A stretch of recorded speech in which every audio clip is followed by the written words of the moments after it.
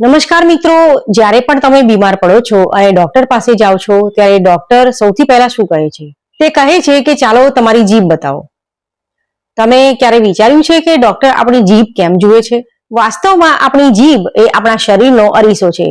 શરીરની અંદર કઈ બીમારી પાંગરી રહી છે અથવા કયા વિટામિનની ઉણપ છે તે જીભનો રંગ જોઈને જ ખબર પડી જાય છે.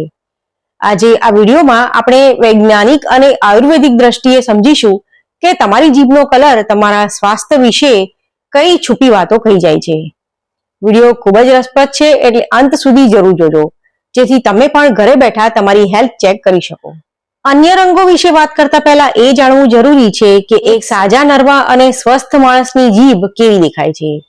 સામાન્ય રીતે એક હેલ્ધી જીભનો રંગ આછો ગુલાબી હોવો જોઈએ. તેની ઉપર એક આછું સફેદ પડ હોઈ શકે છે, જે બિલકુલ નોર્મલ છે. તમારી જીભ ઉપર નાના નાના દાણા જેવા ઉપસેલા ભાગ દેખાશે, જેને પેપિલી કહેવાય છે. તે આપણને સ્વાદ પારખવામાં મદદ કરે છે. તમારી જીભ આવી ગુલાબી અને ભેજવાળી છે તો સમજી લો કે તમારું પાચન તંત્ર અને સ્વાસ્થ્ય એકદમ બરાબર છે. પણ જો આ રંગ બદલાય તો? ચાલો જોઈએ. સૌથી કોમન સમસ્યા છે જીભ ઉપર સફેદ પડ જામી જવું. સવારે ઉઠતી વખતે ઘણા લોકોની જીભ આવી સફેદ દેખાય છે. આના મુખ્યત્વે 3 કારણો હોઈ શકે છે. પહેલું કારણ, ઓરલ હાઇજીન. જો તમે રોજ જીભ સાફ ન કરતા હો તો મૃત કોષો અને બેક્ટેરિયા તેની પર જમા થઈ જાય છે. બીજું કારણ, ડિહાઇડ્રેશન, એટલે કે શરીરમાં પાણીની ઉણપ. જ્યારે તમે ઓછું પાણી પીવો ત્યારે મોઢું સુકાઈ જાય છે અને આવું પડ બને છે.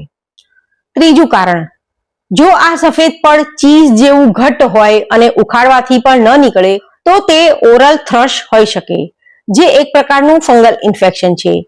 જે લોકો એન્ટીબાયોટિક્સ વધુ લેતા હોય છે અથવા જેમની ઇમ્યુનિટી નબળી હોય છે તેમને આ જલ્દી થાય છે. હવે વાત કરીએ પીળી જીભની. જો અરીસામાં જોતા તમારી જીભ પીળાશ પડતી દેખાય તો આ સંકેતને બિલકુલ હળવાશથી ન લેવો જોઈએ. જીભ પીળી થવાનું મુખ્ય કારણ પણ બેક્ટેરિયાનું જમા થવું જ છે. જે લોકો વધુ પડતું ધૂમ્રપાન કરે છે, તમાકુ કે ગુટખા ખાતા હોય છે, તેમની જીભ અવારનવાર પીળી થઈ જાય છે. પરંતુ આ સિવાય જો તમને કમળો અથવા લીવરને લગતી કોઈ તકલીફ હોય તો શરીરમાં બિલીરુબિનનું પ્રમાણ વધવાને કારણે જીભ અને આંખો પીળી થવા લાગે છે. જો જીભ લાંબા સમય સુધી પીળી રહે તો ડોક્ટરનો સંપર્ક કરવો જરૂરી છે. જો જીભ ગુલાબી મટીને એકદમ ચળકતી લાલ થઈ જાય તો તે શરીરની અંદર ચાલી રહી કોઈ મોટી ઉણપ તરફ ઇશારો કરે છે. તબીબી વિજ્ઞાન અનુસાર જીભ લાલ થવાનું સૌથી મોટું કારણ છે વિટામિન B12 અને આયર્નની ઉણપ. જ્યારે શરીરમાં આ પોષક તત્વો ઘટી જાય છે ત્યારે જીભ તેની સ્મૂથનેસ ગુમાવે છે અને લાલ થઈ જાય છે.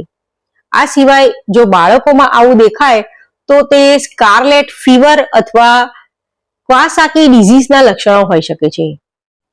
તેથી જ્યારે આવી લાલ જીભ દેખાય ત્યારે મલ્ટીવિટામિન ડાયટ પર ધ્યાન આપવું જરૂરી બને છે. છઠ્ઠા નંબરે છે જીભ કાળી અથવા બ્રાઉન થવી. ઘણા લોકો જીભ કાળી પડવાને કોઈ અંધશ્રદ્ધા કે ખરાબ નસીબ સાથે જોડે છે. પણ મિત્રો, મેડિકલ સાયન્સમાં આનું ચોક્કસ કારણ છે, જેને બ્લેક હેરી ટંગ કહેવામાં આવે છે. ગભરાશો નહીં, જીભ પર સાચે જ વાળ નથી ઉગતા. જ્યારે જીભ ઉપર રહેલા ટેસ્ટ બડ્સ કદમાં મોટા થઈ જાય છે ત્યારે તેમાં ખોરાકના કણો, બેક્ટેરિયા અને ચા કોફીના ડાઘ સરળતાથી ફસાઈ જાય છે.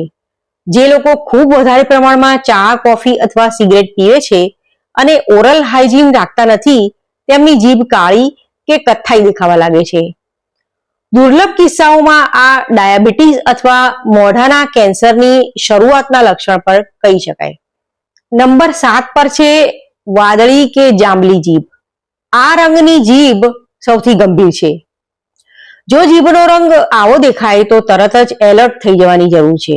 જીભ વાદળી થવાનો અર્થ છે કે તમારા લોહીમાં ઓક્સિજનની ઉણપ છે. જ્યારે હૃદય લોહીને બરાબર પંપ નથી કરી શકતું અથવા ફેફસા હવામાંથી પૂરતો ઓક્સિજન નથી લઈ શકતા ત્યારે શરીરના અંગો વાદળી પડવા લાગે છે અને જીભ તેનો મુખ્ય સંકેત આપે છે.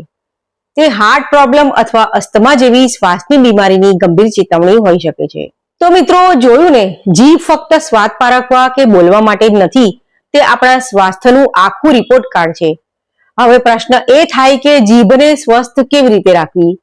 તો ખૂબ જ સરળ છે. રોજ સવારે બ્રશ કરતી વખતે હળવા હાથે ઉલિયા વડે જીભ ચોખ્ખી કરવી. નંબર 2, દિવસ દરમિયાન પૂરતું પાણી પીવો, જેથી મોઢું સુકાય નહીં. નંબર 3, જો જીભ પર કોઈ રંગ બદલાવ દેખાય, જે ઘરગથ્થુ ઉપચારથી પણ 2 અઠવાડિયામાં ઠીક ન થાય, તો જાતે ડોક્ટર બનવાને બદલે અસલી ડોક્ટરની સલાહ જરૂર લો. મિત્રો, જો તમને આ માહિતી ઉપયોગી લાગી હોય તો વિડીયોને લાઈક કરજો, તમારા પરિવાર અને મિત્રો સાથે શેર કરજો અને આવી જ હેલ્થ ટિપ્સ માટે અમારી ચેનલને સબસ્ક્રાઇબ કરવાનું ભૂલતા નહીં. તમારી જીભનો રંગ કેવો છે કોમેન્ટમાં જરૂર જણાવજો. સ્વસ્થ રહો, મસ્ત રહો. આવજો.